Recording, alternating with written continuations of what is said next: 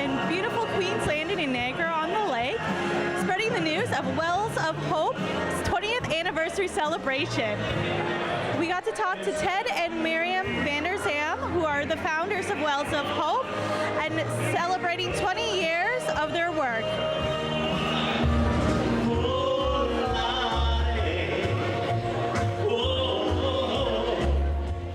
Now, tell us a little bit of how Wells of Hope started almost 20 years ago today. Well, Jessica, we were approached by some people from Guatemala if we could please do for them what we had previously done in Africa. Miriam and I spent 10 years in Tanzania, East Africa, drilling wells, reaching out to the most needy.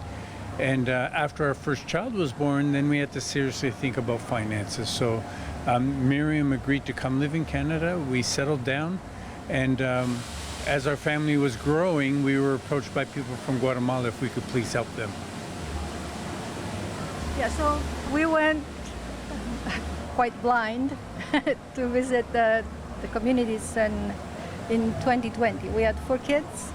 The youngest was 18 months, and it was a learning curve for us. We stayed there from October to the end of April, and we moved from village to village to see the needs of the people.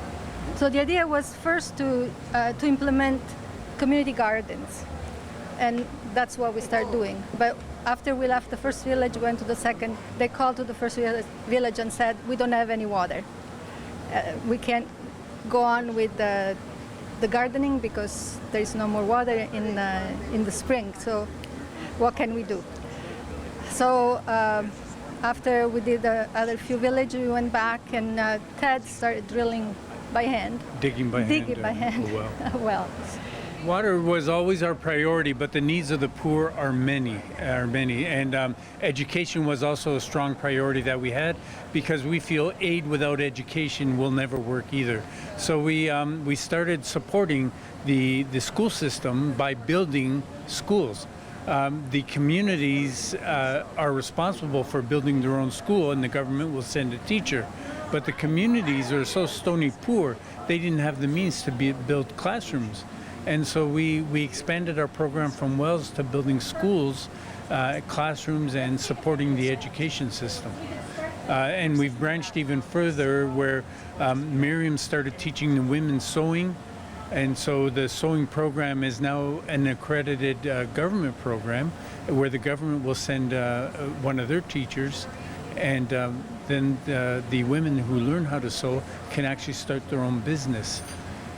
We've branched into trades. We're teaching welding, and there are other trades that we want to develop. Miriam hosts different communities every week and teaches cooking classes just to get a variety of nutrition in their diet. And so the Wells of Hope has expanded tremendously from what we originally started with, just water. Frank, tell us about your association and how it all started with Wells of Hope. Well, when I retired from my work, actually a couple of years before I retired, my good friend, late Ben Abdine, came to me and he said, I hear that you're retiring. And I said, well, yeah, Ben, I am. Eventually. He said, well, I need you. I said, you need me for what? He said, well, you may not have heard, but I am building schools in Guatemala with the help of the local help as well as volunteers here from Canada. I said, but I need you because you got some knowledge in building. I said, fine. When do you want me?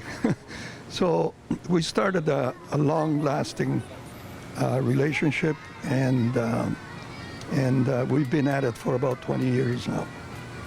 As a member, we do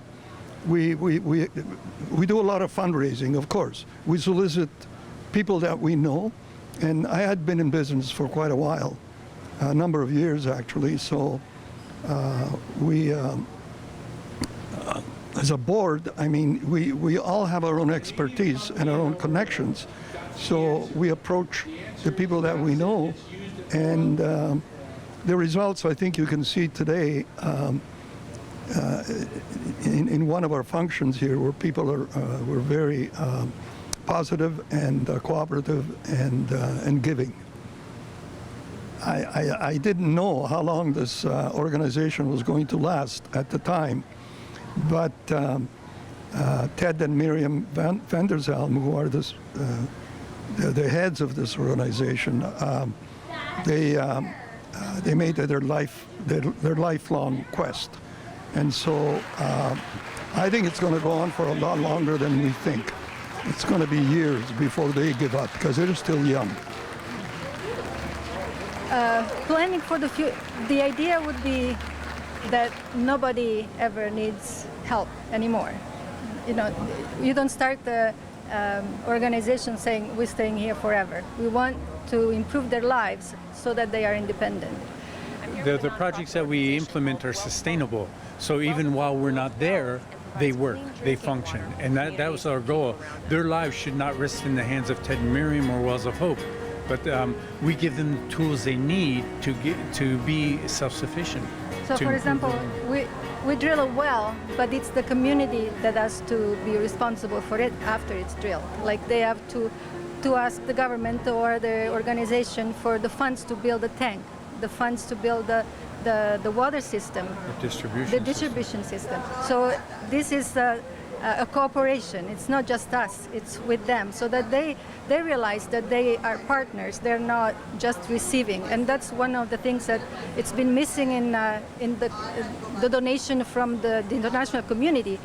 The project were started, never finished, that they were left like that, and we don't want that. We want the people to be responsible for what they have and implement on what we give them.